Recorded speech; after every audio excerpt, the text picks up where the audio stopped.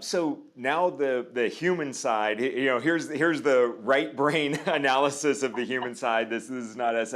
This was Frank Blake. He's the former CEO of Home Depot, and he explained it really, really well. And there's a QR code. Definitely watch the clip out of the interview. Actually, the whole interview is really good. This was part two, part one, and part two are both really good. But this QR code will take you right to this particular part. And what he talked about was just really simply the organizational effectiveness of anything that you want to do, any change, initiative, improvement, opportunity that you're going after, whatever is really a product of Q, the quality of the idea times the acceptance throughout the organization.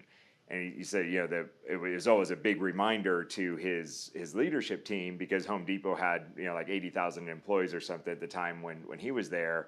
So the quality of the ideas is what the leadership team can heavily focus on, right? We can keep polishing the cannonball and get exciting and add another bell and whistle and add this and add this and add some technology and change the UI, and we can do all kinds of really, really cool things and make PowerPoint presentations like this, and it sounds really good. And so we can work that idea until we are sure it's not 100% idea, it's 110%.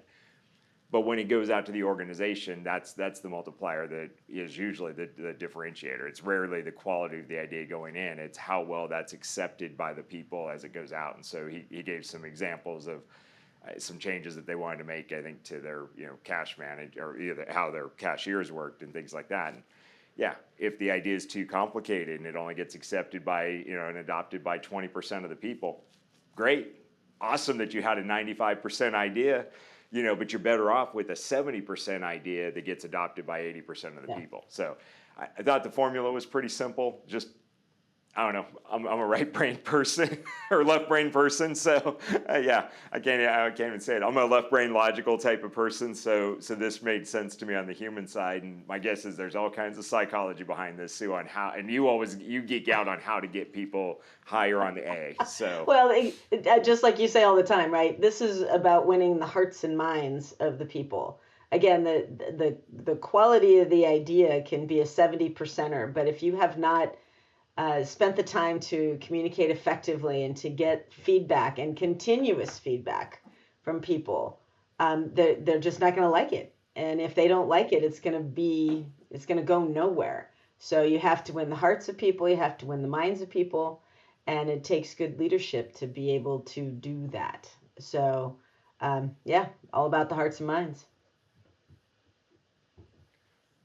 So that's what we're going to cover over the next few slides, is how to tools that both hit the left brain, the logical, here's the workflow side, as well as hit the human side, and help raise both the Q and the A, and look for that what you're looking for is the optimum balance that's between those two. So you're not looking for a lower Q doesn't always equal a higher A. You're looking for this optimum balance, and that's a lot of what we end up helping teams, guiding them through are kind of some guided discovery, and it helps the leaders, it helps us, and it helps the leaders, and it helps the team see where they're going and understand what some of those trade-offs look like and everything, and then you can back up and from a leadership make the right decisions on resource allocations and directional decisions. So one of those is workflow mapping, just really high involvement, and you pick a start and end point. And that start and end point might be like award to start is one that we map out quite frequently. So, we got a job, where, whether it was notice to proceed or a phone call or whatever it was, we got an award on a job, and what's everything that we have to do from that initial phone call or communication or whatever, all the way through to boots on the ground, first day on site. And we call it like perfect first day. Like what has to happen for that foreman and that crew to have a perfect first day? And so then we back up. I mean, the first thing we do is we kind of outline those two ends of it, and we identify what are all the initiating activities and all the ways that it comes in, that somebody might get notified that we have a job, and what are all the conditions of satisfaction that the superintendent and then the foreman and the project managers would want to have a really good first day on site. And first day on site meaning, like I can keep going for at least the next few weeks. I can at least, my first short interval plan is really good. And then get the team to start, identifying all the tasks that are in between, and you get a cross-functional team together of the, accounting, maybe estimating, project management, field. You get this cross-functional team together, and you have them all start writing things down on Post-it notes. And I know you love Post-it notes, Sue. So Sue loves Legos and Post-it notes, by the way, in case you guys haven't figured that out by now. So my menagerie of Post-it getting them notes. to write it down, and then she travels with Post-it notes and whiteboards. But having them write them all down and then start to organize them, and really, writing it down. There's a Admiral Hyman Rickover. He had a quote that we love, which is, "Nothing so sharpens a thought process as writing down one's arguments. Weaknesses often overlooked in oral discussion become painfully obvious on the written page." And it really shows up even on the Post-it note too. Because the thing that we do then is sometimes have the team organize all of those Post-it notes kind of in the right general sequence and everything from award to start, and do it totally silently. And that's an interesting dynamic to back up and go watch when they're doing it super, super silently. Like this team here actually did a phenomenal job of doing it silently. There's a lot of body language going on, but actually not much. And they nailed it pretty well. And again, the objective is not to come up with a really good workflow diagram. The objective is to go back up and watch the team, because this allows you to visually see workstations A through F and see how people are communicating with each other non-verbally. Like, do they know it so well that they're able to really make it all work? So that's a tool that we use quite frequently. It's not overly complicated, but it does take some prep and some setup and everything like that, and it's incredibly valuable. And then you take the output of that, obviously, and you develop your responsibility matrices. You develop a good workflow diagram. You test that. There's all kinds of things that come after that, but this is where it starts. So I don't know. That's this part, Sue. What do you think? I know you've run through this a bunch of times as well. Yeah, well, and it's funny because you can see my different colors, right? Just one, because they're fun, but two is when you're doing something like this. David's saying doing it silently so you can see how well they work together.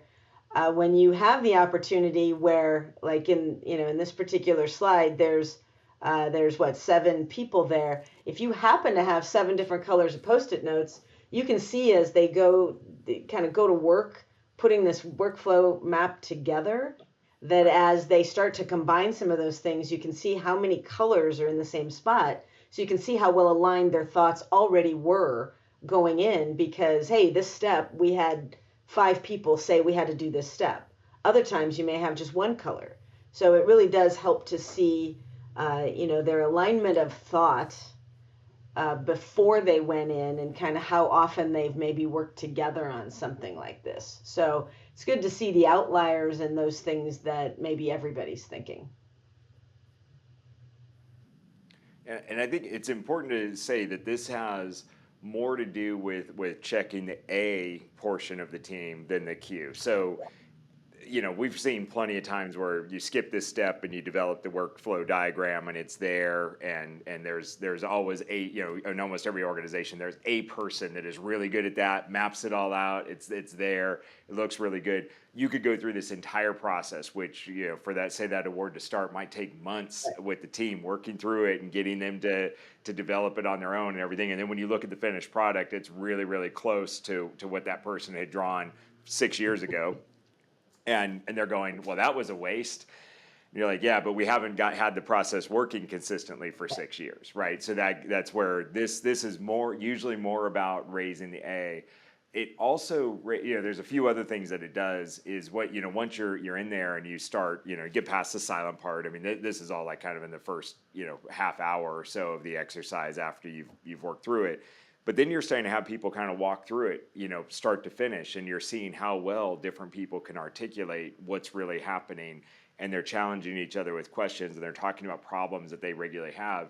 And so what happens a lot of times, I just saw this, I think week before last, was there's, sometimes you change tools and you didn't adjust the workflow process and the tool just isn't working. And it's not working as it was, thought, and or you didn't even know that they were using that tool to go do that job.